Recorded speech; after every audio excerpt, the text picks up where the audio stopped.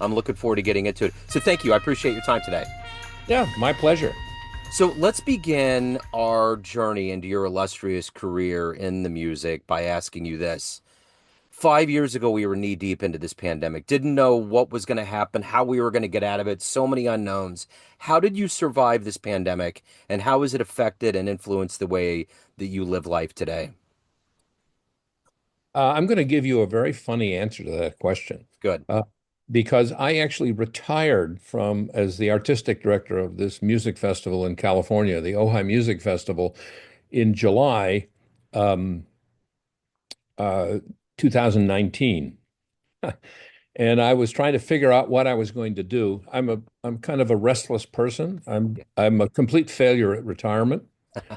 And retirement to me is just doing something else. Yeah. And so I was trying to figure out what to do. And a project that I had thought about doing for a long time was writing a book. And uh, and I finally decided, well, maybe I should try that. And so I actually wrote a 30-page outline for the book that I ultimately wrote.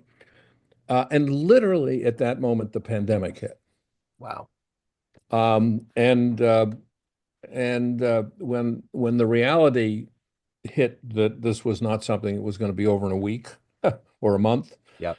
very quickly into it, I said, okay, I need a job. And so I spent the pandemic writing the book. Yeah. And it gave me the time and the focus. And the focus not only from a project standpoint, um, but it actually gave me a discipline um, to organize time during the pandemic. I remember saying to my wife when the reality of this started, said, we have to establish a routine.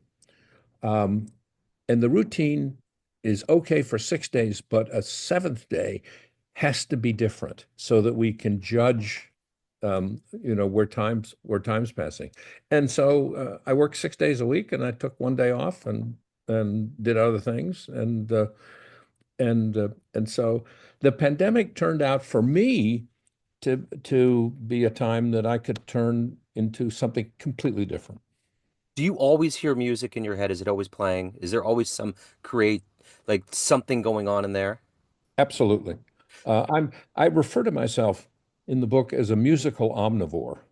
And I started out in the classical music world, and I spent 35 years running these two great institutions, the Boston Symphony and the Cleveland Orchestra.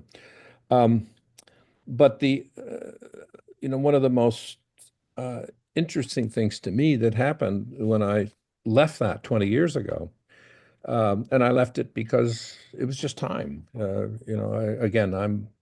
I think when you're running big institutions, there are normal sort of cycles of, you shouldn't stay beyond your sell date. Yeah. Um, and I retired from the Cleveland Orchestra and from the orchestra world, matter of fact, in 2004. And again, I failed at retirement. And I got this job as artistic director of this very shishi contemporary music festival in California that's quite famous. It's only 4 days a year, but the music that you can do there, and we did, is not just classical, but it's world music, jazz, alternative music, lots and lots of very experimental things. And so I thrust myself into that world. Um, there was no orchestral music per se there. And so, I basically, you know, tripled my thirst and knowledge of music because of the work I was doing. And I just love music, and I am always listening for things. I'm a very critical listener of what I think is good and what I think is bad. I always quote the conductor who I worked with years ago, the Boston Pops, Arthur Fiedler, who said, there are only two kinds of music, good music and bad Yeah. music. And I subscribe to that. Yeah. I totally agree. I think your retirement's been a success. I'm only 52, but I always think if you find what you love, then you're not going to stop doing it. It's not going to be work. It's going to be an extension of what your passion is. And if you found that passion, I find that not retiring is more successful than retirement. It's true. I mean, I admit that, I've had the luckiest career that anyone can possibly have, Yeah. because I have done exactly what I love. I followed my passion, and it meandered and changed through time, which is, I think, a good thing. Yeah. And but the enduring driver through all of it was this thirst and love of music, and which is why I titled the book "Always the Music," because I think when you're running institutions like I did, um, that's what you need to have a focus on. Yeah. So coming from the jazz world, did you ever have Chick Corea sit in any of your shows? I did not have Chick Corea. He did not come to those shows. The Probably the closest I came to the jazz world is in Ojai. We have the structure of this little festival. I say it's 4 days in this beautiful little town northwest of Los Angeles. But each year, I would choose a sort of a chief curator or partner to plan the festival. And in 2017, I chose the jazz um, pianist, composer, and teacher Vijay Iyer. Oh yeah.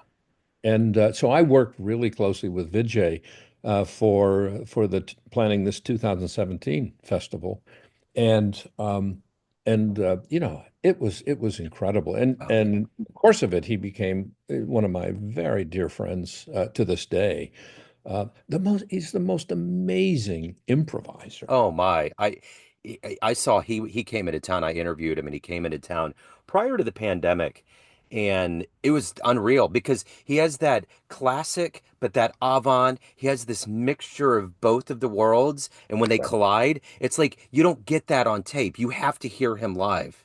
And you have to watch him, Yeah. um, because and he's so laid back. It's completely effortless. And the other person who I got to know, I'd had him in Ojai before, but came with Vijay is Taishan Sori, Oh yeah.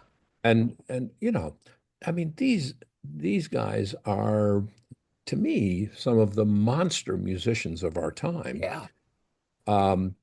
They are thinking in so many dimensions.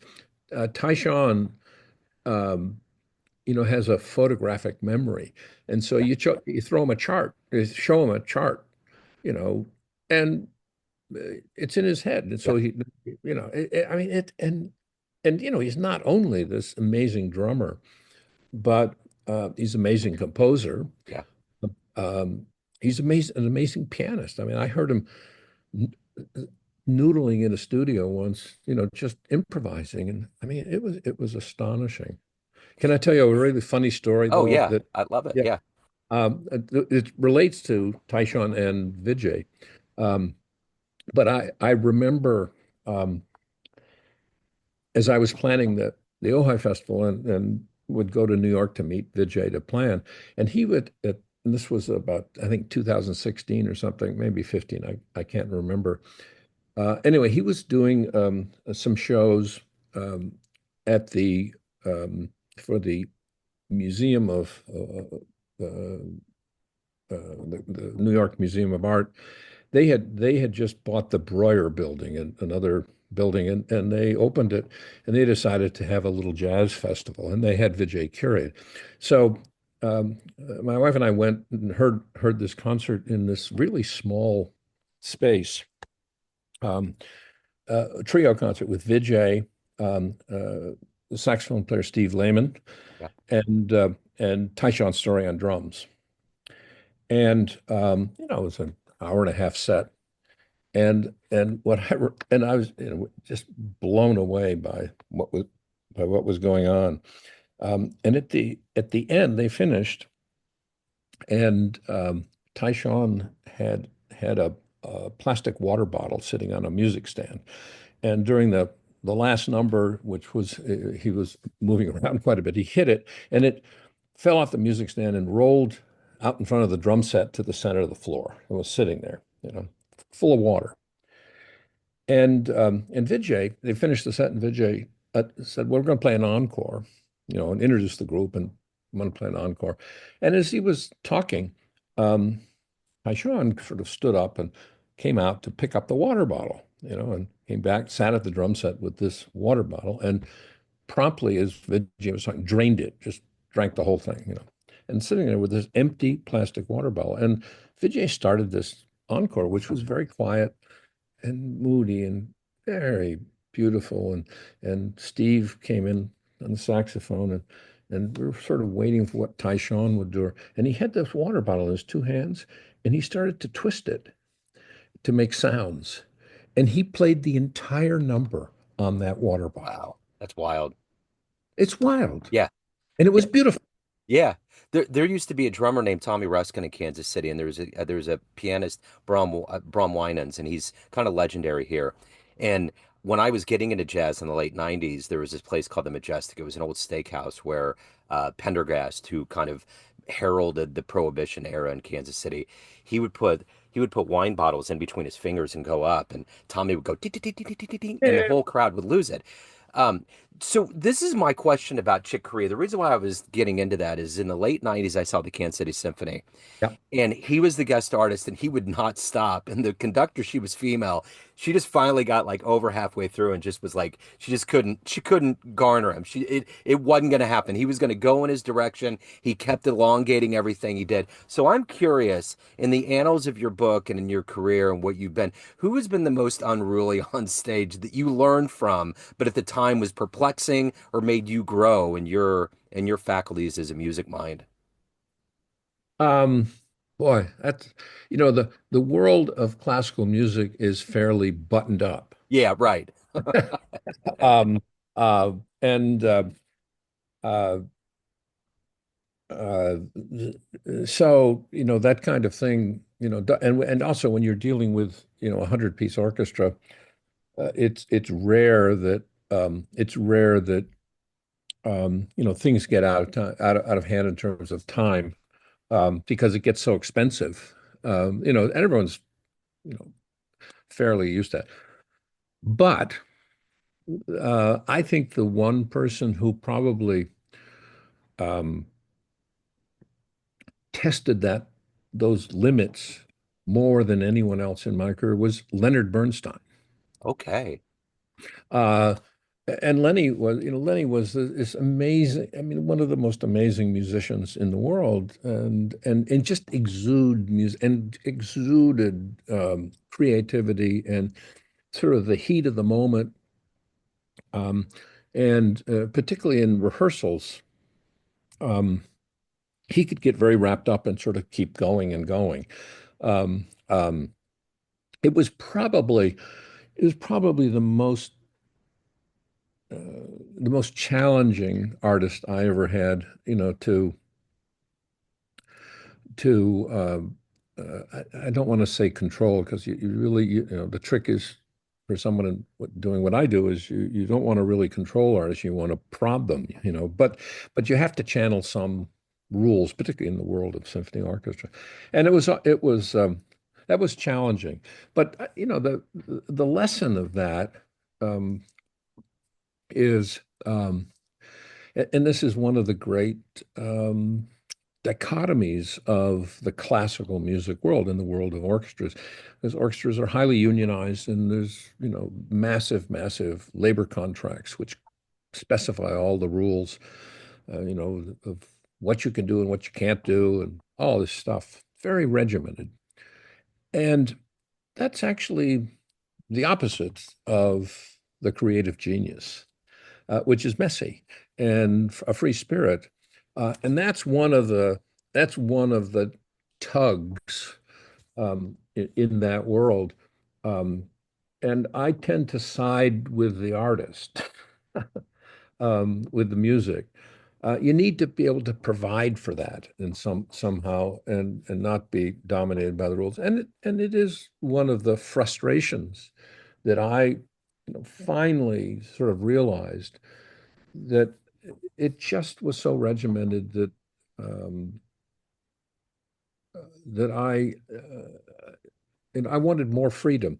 And I got this Ojai thing, which provided me total freedom. There was no schedule to fill in the blanks to. In an orchestra, there's a schedule and you fill in the blanks. Yeah. No, you create everything. And um, um, I think the lesson that I learned in all of that is it really taught me, this fundamental disconnect, I think, between the world of musical institutions and the creative world. So was it always music for you? When you go back to your childhood, where were you born and raised? What were kind of the seeds that were planted that became this career? Or did you want to be an astronaut or something else? No, I didn't know what I wanted to be. I knew what I loved. Yeah, It was music, yeah, and I was born in Rochester, New York, um, and Rochester is a very musical city in because it has the Eastman School of Music, one of the most famous music schools in the world. And so there's lots of music, and I used to go and hear lots of concerts. But the specific thing which I think I actually point to uh, in my background that was really unique and I think it set everything on fire is as a very young kid, age 2 or 3. Uh, my maternal grandparents, and they were well-to-do, and they had a big house in Rochester, and in that house, there was a pipe organ in the house, a two-manual, real Aeolian Skinner pipe organ. But it wasn't just a pipe organ, it was a player pipe organ, like a player piano. yeah, And at age 2 and 3, you know, the cat's pajamas for me was to go over there and go into the shelf, and I learned to recognize, the names of a couple of the rolls that I like, and I'd put the rolls on the organ and sit there, at age 2 or 3, and watch and listen to Bach, on this real pipe organ that was right there. yeah. Uh, and and it absolutely captivated me. The sound, the music, I mean, the machine, it all was just magical. And my grandparents realized I had a love of music, and they started to take me to concerts, and that thrilled me. And so I got gripped by this bug at a really early age, and I started to uh, really love band music of all things. And I have a passion for band music. I mean, real Sousa band music. And that led to my starting to play percussion, drums. And I'm a percussionist. I'm not a set drummer. I'm a serious percussion player.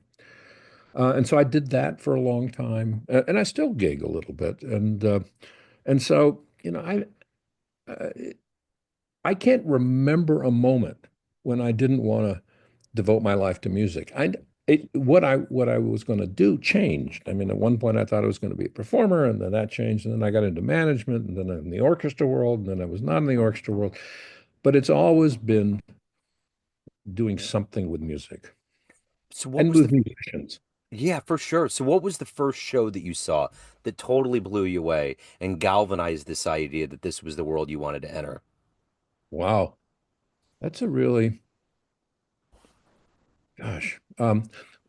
I don't know if it was the first, Yeah, but it was a seminal moment. Um, as I say, I heard lots of concerts in Rochester. I used to go with my grandparents to the orchestra there, and I'd go to concerts at the Eastman School. So I was used to going to concerts. But in 1957, when I was 13, my grandparents again, and they were really pivotal people in my past, um, took me to Tanglewood, which is the summer home of the Boston Symphony in yeah, Western Massachusetts. And it's the most beautiful place.